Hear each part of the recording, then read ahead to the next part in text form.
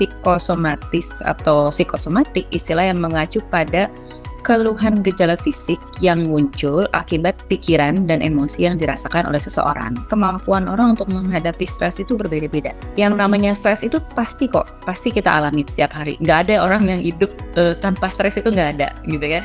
Gejala-gejala yang khas lagi dari psikosomatisnya itu apa sih? Saya paling sering nemuin di klinik adalah alergi. Selain itu mungkin juga insomnia bisa.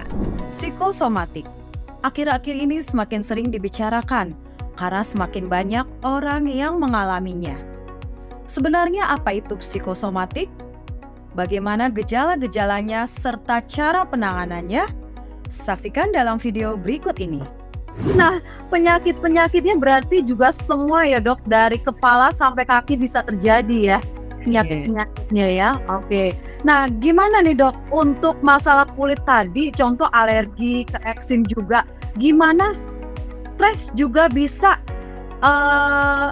orang kalau bilang jangan sering marah-marah, jangan stres nanti cepet tua. Nah, pas banget nih kalau ditanya ke dokter Yofi kan sebagai praktisi anti-aging, benar nggak sih dok sering stres gitu wajah kita jadi lebih tua dari usianya? Oh iya betul, karena gini, kalau kita bicara kulit ya, kortisol tadi. Kortisol kalau kebanyakan, dia akan mempercepat penghancuran kolagen. Gitu. Jadi dan menghambat juga pembentukan baru. Jadi kan rugi ya. Udah kita terapi-terapi gitu ya, udah dibotok-botok, disuntik-suntik gitu ya, stres ya udah cepet. Gitu kan. Nggak, dokter estetiknya senang. Kita balik. Jadi kalau kita ke perawatan kulit gitu ya, terus stres karena biayanya mahal, itu percuma dong ya, sia-sia dong perawatannya. Sebetulnya tetap ada fungsinya. Kalau dia tidak perawatan, dia akan lebih cepat tua lagi. Kan?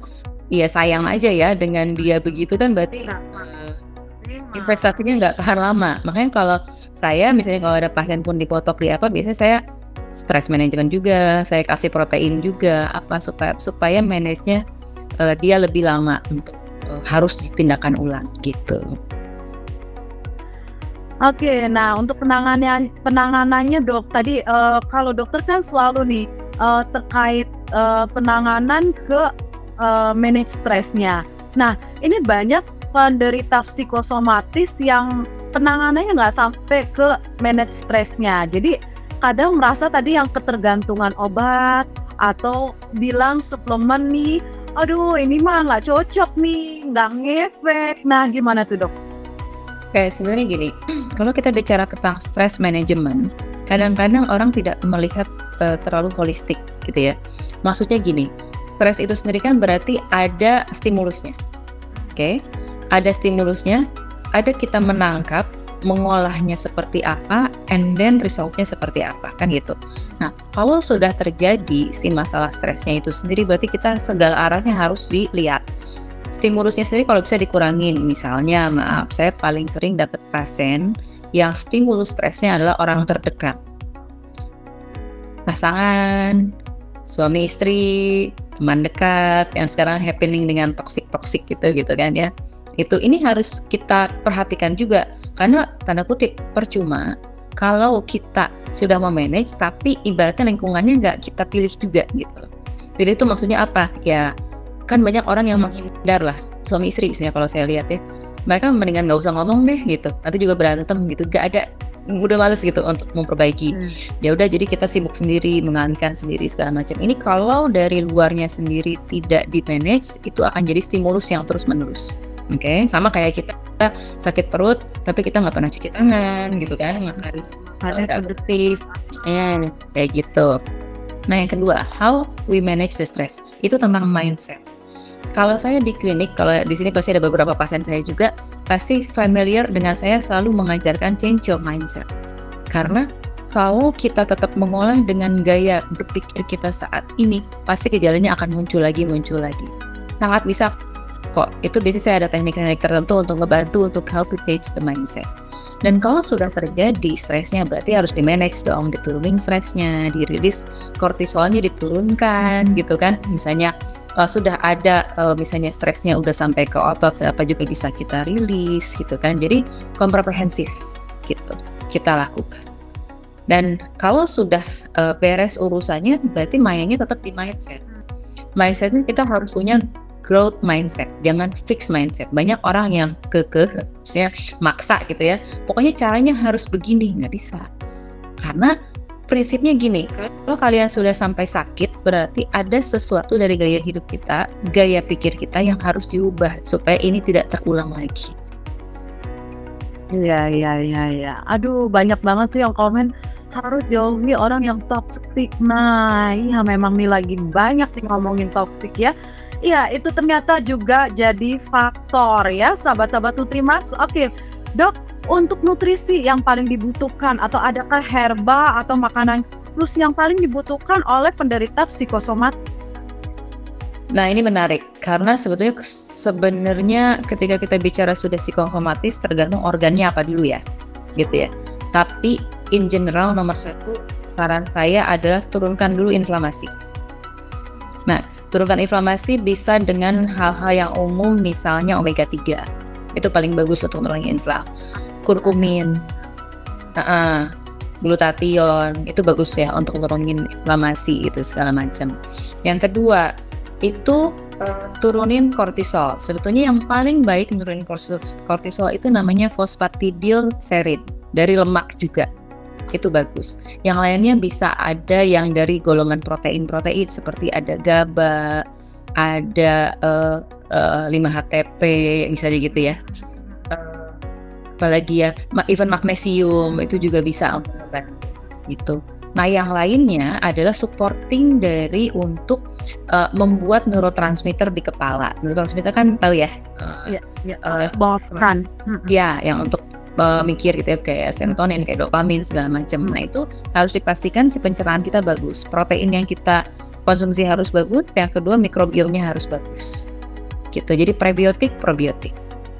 Gitu. Jangan lupa vitamin D juga perlu. Vitamin D3 itu bagus untuk hormon.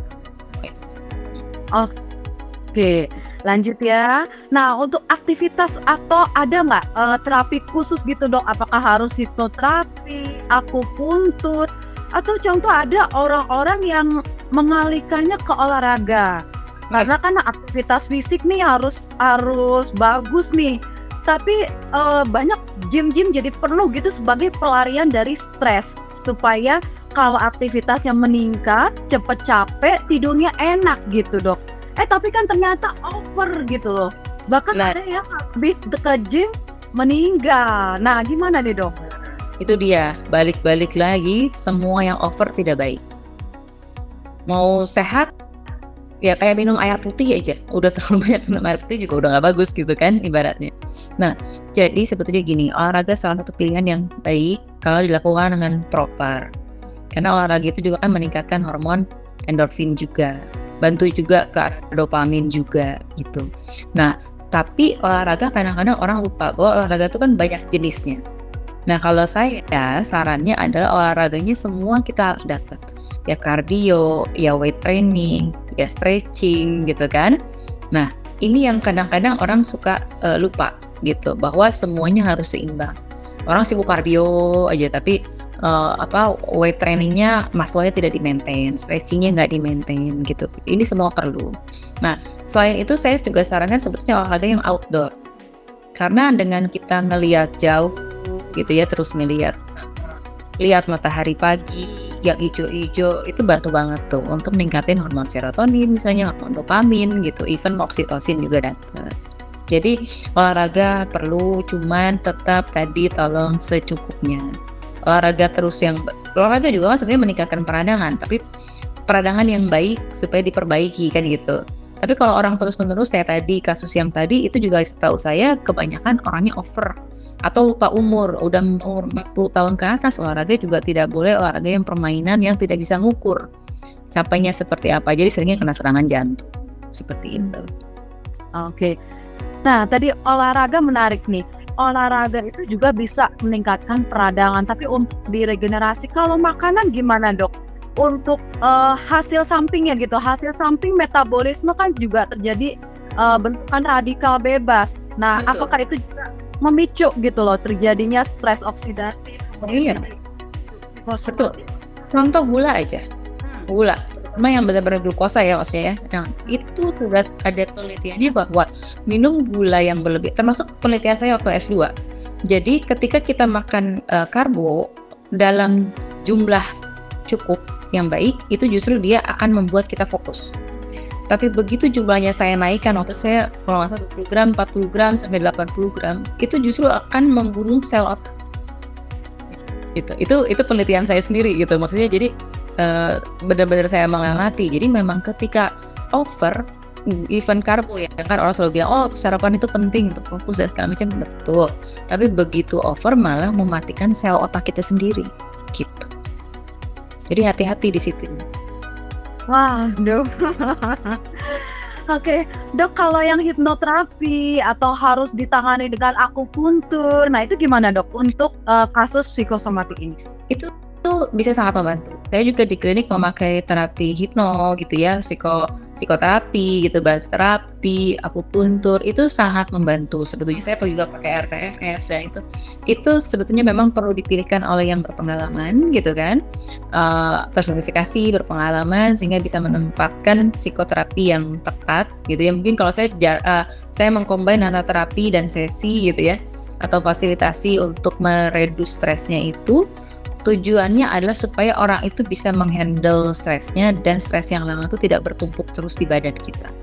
Olahraga tertentu banyak yang bisa melepaskan stres yang sudah sampai tersimpan di ibaratnya di sisip saraf, di organ segala macam. Sekarang tuh perkembangannya sudah sangat banyak sebetulnya. Untuk ke arah situ penelitiannya sudah banyak gitu. Jadi sebenarnya sekarang meskipun iya memang angkanya mungkin menaik ya karena situasi kemarin pandemi gitu kan, tekanan stres, tapi sebetulnya diseimbangi dengan penelitian tentang memanage stres ini lebih baik sudah lebih banyak gitu. Iya, ya. Nah, Dok, ini sekarang functional medicine juga mulai naik daun nih. Nah, apa sih sebenarnya nih beda functional medicine dengan konvensional? Nah, terus kalau psikosomatik ini bagusnya ditangani dengan gimana nih Dok? Sebenarnya gini, basically antara functional medicine dan conventional medicine itu seiring kalau menurut saya. Karena kita saling membutuhkan gitu. Jadi ketika kalau kita bicara conventional medicine, sebetulnya menurut saya itu core-nya adalah life saving kalau menurut saya. Jadi kita juga tetap perlu kan ketika memang sudah penyakitnya berat gitu kan, sudah mengancam jiwa, itu mainannya, jagoannya adalah conventional medicine gitu. Kalau functional medicine kalau di kacamata saya itu adalah cerita preventif atau chronic care. Atau preventif kan juga ada 4 grade ya gitu kan, dari sehat ke jangan sampai sakit jangan sampai lebih sakit lagi, terus jangan sampai meninggal. Jadi ada sih pemilihan. Jadi kalau menurut saya sebetulnya kita bekerja sama paling baik antara functional medicine dan conventional medicine. Nah, kalau fokusnya functional medicine sebetulnya memastikan si fungsi tubuh kita gitu kan tetap optimal, tetap berjalan dengan baik gitu. Jadi sejalan sih kalau menurut saya, karena dalam kehidupan hari-hari kita nggak pernah bisa menghindari tiba-tiba ada kecelakaan atau tiba-tiba kena infeksi berat gitu kan. Jadi tetap sebetulnya menurut saya tetap bersama. Nah, apakah orang-orang dengan psikosomatik ini harus ke psikiatris atau ke psikiater Dok? Atau pengobatannya cukup dengan tadi konvensional dikombin dengan fungsional? Mungkin simpelnya adalah ketika dia belum sampai mengancam jiwa atau mengganggu kehidupan gitu ya, mungkin bisa ditangani oleh konvensional atau functional medicine. Tapi ketika dia sudah mulai ada mengancam jiwa, baik dirinya atau lingkungannya, atau benar-benar sudah mengganggu hidup, biasanya memang lebih baik psikiatri dulu. Saya pun juga banyak bekerja sama dengan psikiatri, ibaratnya dia tetap pakai terapi psikiatri. Saya di sini manage untuk dia bisa memanage stresnya dulu. Tapi kan di sini dia masih perlu obat-obatan, masih perlu bantuan. Oke, dia tetap pakai di situ. Nah, di hari-harinya saya bantu sampai dia mulai bisa pelan-pelan lepas. Jadi kalau orang-orang udah halu gitu Dok ya, udah halu, terus udah mau bunuh diri, itu udah perlu banget. Oh iya, itu mah sudah harus wajib itu. Ya. Oke, Salam Nutrimax ini menarik banget ya, psikosomatik sesuatu yang baru buat kita, dan terima kasih Dr. Yofi Ya, sahabat-sahabat Nutrimax, terima kasih. Hari ini kita sudah membahas psikosomatik ketika pikiran memicu penyakit ya.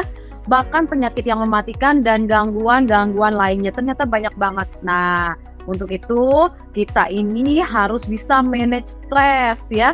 Oke, Dokter Yofi, boleh disimpulkan nih dok, topik kita hari ini, pembicaraan kita mungkin masih banyak yang baru-baru banget join nih ketinggalan. Silakan dok.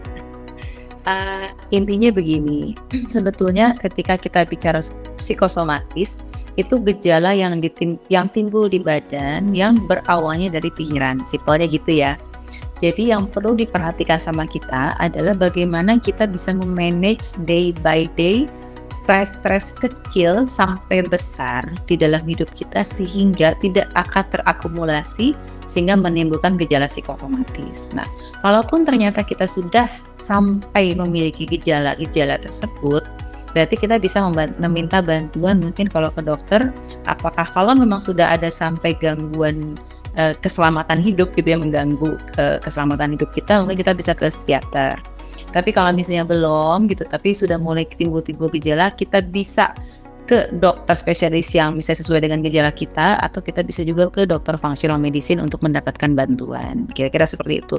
Intinya jangan diabaikan, cari akar masalah kita apa gitu supaya kita bisa menuntaskan semua problem ini, karena bukan apa-apa, stres itu selalu ada.